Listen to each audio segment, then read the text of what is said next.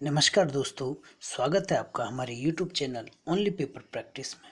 दोस्तों, प्रैक्टिस शुरू करने से पहले आज का जो डिस्कशन का मुख्य टॉपिक रहेगा वो रहेगा नीति निर्देशक तत्व के बारे में। क्योंकि नीति निर्देशक तत्व इतना महत्वपूर्ण टॉपिक है कि हम समझ नहीं पाते हैं कि इसका क्या कारण है हमारे संविधान में लाने का, इसकी क्या भूमिका है हमारे देश में, और किस प्रकार से यह मौलिक अधिकारों से अलग है।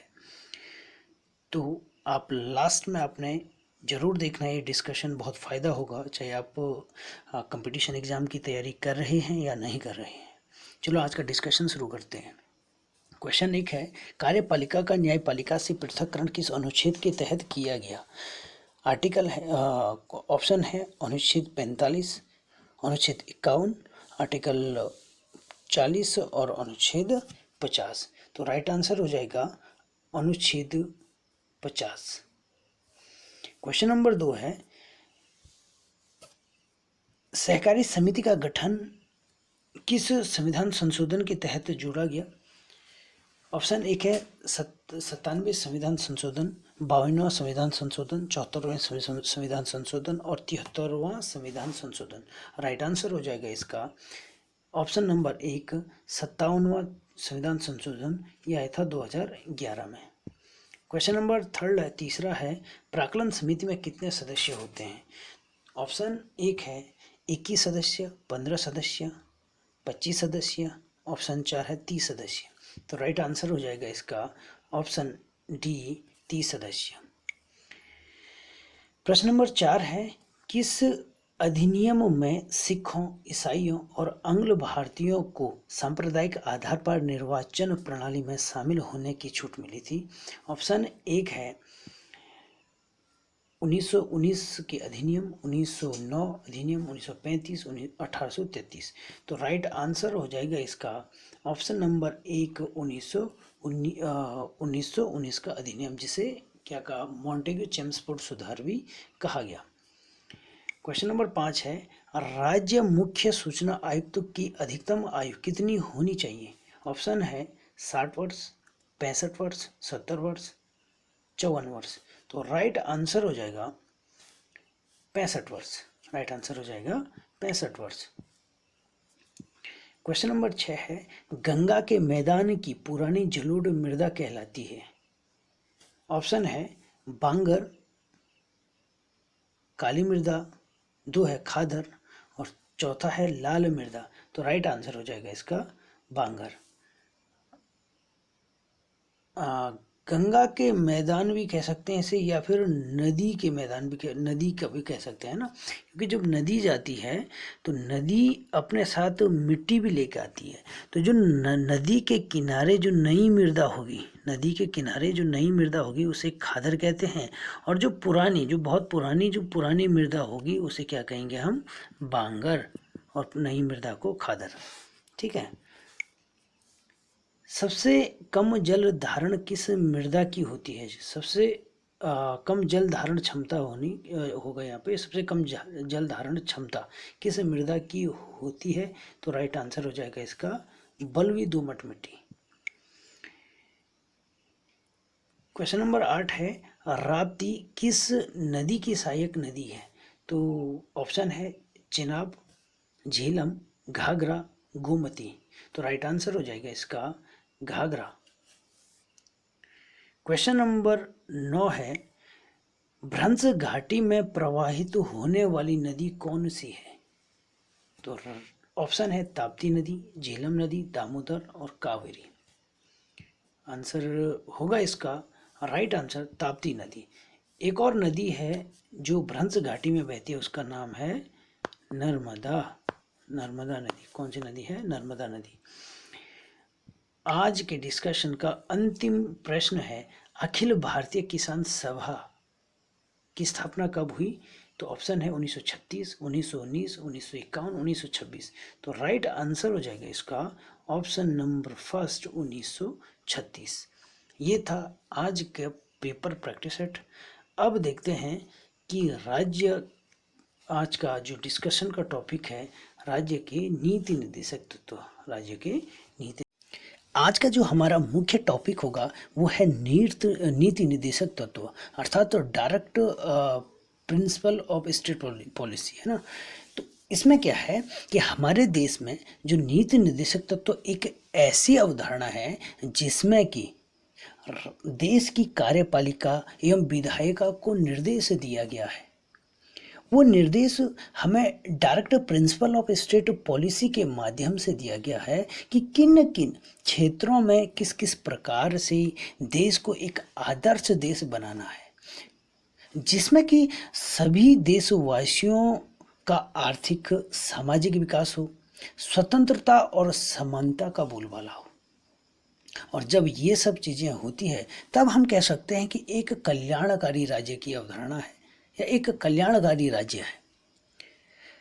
अब इसमें नीति निर्देशक तत्व को 3 भागों में बांटा, एक समाजवादी सिद्धांत के रूप में, एक गांधीवादी सिद्धांत और एक उदार बौद्धिक सिद्धांत के रूप में। जो पहली श्रेणी है समाजवादी सिद्धांत, इसमें समाजवाद क्या होता है? समाजवाद होता है कि प्रत्येक वर्ग की आर्थिक, सामाजिक और राजनीतिक जो स्थिति है ना वो समान हो, अर्थात देश में विविधता ना हो। एक वर्ग बहुत अमीर हो गया, एक वर्ग बहुत ज़्यादा कमजोर हो गया, इस प्रकार की स्थिति पैदा न हो। तो सभी वर्गों को समान रूप से देखना समाजवादी है। अगर ये कहें कि देश के संसाधनों पर सभी प्रकार का समान अधिकार हो, इसीलिए समाजवादी सिद्धांत नीति निर्देशक में जोड़ा गया, जिसमें 39 क के माध्यम से क्या कहा गया कि समान न्याय एवं गरीबों को निःशुल्क विधिक सहायता की बात की गई। वहीं आर्टिकल 41 में क्या कहा गया कि काम और शिक्षा पाने का अधिकार, या बुढ़ापे में अगर असहाय बन गई तो उसमें क्या है लोक सहायता पाने का अधिकार की बात कही गई, है ना। या सभी कामगारों को जीवन निर्वाह मजदूरी मिलनी चाहिए, इस प्रकार से समाजवादी सिद्धांत की बात कही गई। दूसरा आता है गांधीवादी सिद्धांत। गांधीवादी सिद्धांत बेसिकली गांधी जी के विचारों पर आधारित है। अगर आपने देखा होगा कि गांधी जी ने अपने पूरे आंदोलन में समाज के उत्थान की बात की, वहाँ पे गरीबों की बात की, मजदूरों की बात की, ग्राम पंचायतों की बात की, जो यहाँ पे जो सामाजिक विविधताएं थी या फिर हम ये कहें भेदभाव जो हमारे समाज में व्याप्त था उसकी बात की, तो उसी को हम गांधीवादी सिद्धांत कहते हैं। और ये सब हुबहू हमने नीति निर्देशक तत्वों में जोड़ा, जैसे कि ग्राम पंचायतों की गठन की बात हम आर्टिकल 40 में करते हैं। उसमें क्या है कि पंचायती राज्य की अवधारणा यहाँ पे मिलती है ना। अर्थात तो गांवों के जो पिछड़ी जनता है उनको राजनीतिक अधिकार देना है, जिसमें कि सरकार तक गांव की पहुंच बढ़े, है ना, और जो जीवन स्तर में उनका क्या हो, सुधार हो। अगर हम ये कहें कि जो संसद है और उससे गांव के जो बीच की दूरी है ना वो पंचायती राज के माध्यम से क्या होगी, कम होगी। ठीक है, तो आर्टिकल 40 हमने क्या डाला था नीति निर्देशक सिद्धांत में, ग्राम पंचायतों के गठन की बात की थी। उसी प्रकार एक आर्टिकल 43 है, बहुत महत्वपूर्ण है, जिसमें क्या कहा गया कि ग्रामीण क्षेत्र में जो कुटीर उद्योग है ना, छोटे छोटे उद्योग हैं, उनको प्रोत्साहन देने की बात कही गई। इसके साथ साथ जो गांधीवादी सिद्धांतों में सबसे महत्वपूर्ण था कि जो SC और ST के जो समाज के कमजोर वर्ग के लोग हैं ना, इनके शैक्षणिक के लिए और आर्थिक हितों को क्या देना चाहिए, गवर्नमेंट को प्रोत्साहन देना चाहिए। और इसे किस आर्टिकल में रखा गया, आर्टिकल 46 में। बड़ी गजब की बात है। और एक और आर्टिकल 47 है और 48 बहुत महत्वपूर्ण है। उसमें क्या किया गया 47 में, जो नशीली दवाओं, ड्रग्स, मदिरा, इस पर प्रतिबंध लगना चाहिए, है ना, आर्टिकल 47 में कहा गया। बड़ी गजब की बात है। और आर्टिकल 47 में नशीली दवाओं पर प्रतिबंध करेगा गवर्नमेंट, ठीक है। हालांकि हमारे गांव में तो नहीं है भाई ऐसा, चुनाव के टाइम पे तो हो ना हो, अगर ना बोलते बोलते भी आपकी खिड़की में आपकी प्रतिनिधि एक हाफ का क्वार्टर तो रख के ही जाएंगे। ऐसा तो हमारे यहाँ होता है, शायद आपके यहाँ क्या होता है, अब इसका हमें बहुत विरोध करना चाहिए। आर्टिकल 48 जो भी हो छोड़ो, आर्टिकल 48 क्या कहता है कि जो दुधारू गाय है ना, दुधारू पशु है या गाय है, इनकी क्या करना चाहिए, इनकी बलि पर रोक लगानी चाहिए, आर्टिकल 48 कहता है। ठीक है। उसी प्रकार एक और जो तीसरी श्रेणी का है उदार बौद्धिक सिद्धांत। उदार बौद्धिक सिद्धांत में क्या है, उसमें क्या कहा गया, समान सिविल संहिता की बात कही गई। वहीं आर्टिकल 15 क्या कहता है, निःशुल्क एवं अनिवार्य शिक्षा की बात की गई।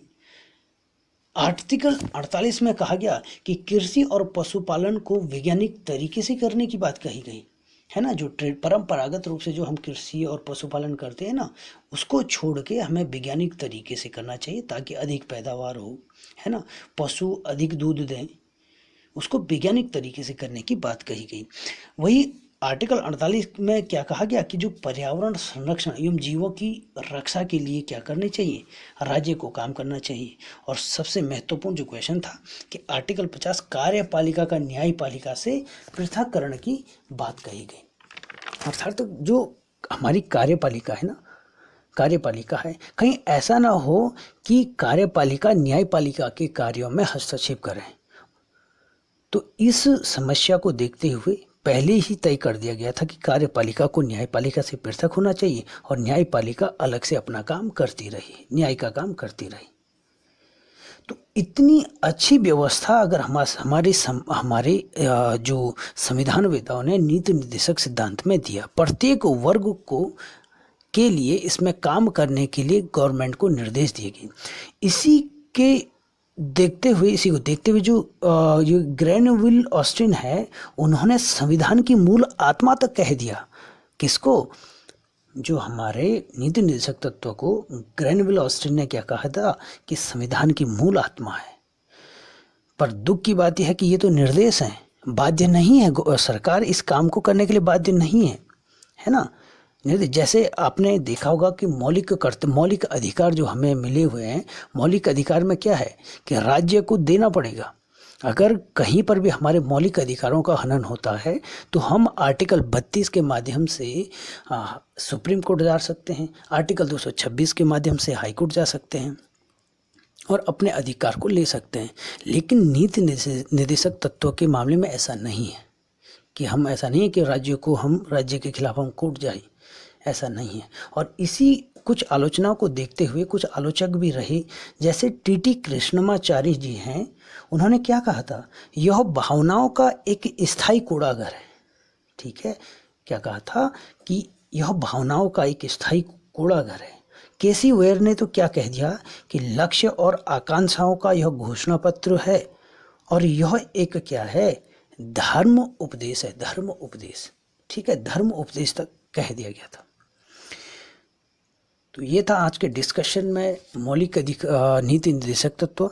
अब आप आर्टिकल को पढ़ सकते हैं, रट सकते हैं, जितना रटना है 41, 42, 43, 50 तक जो भी रटना है रट सकते हैं, लेकिन बेसिक ये था आपका नीति निर्देशक तत्व।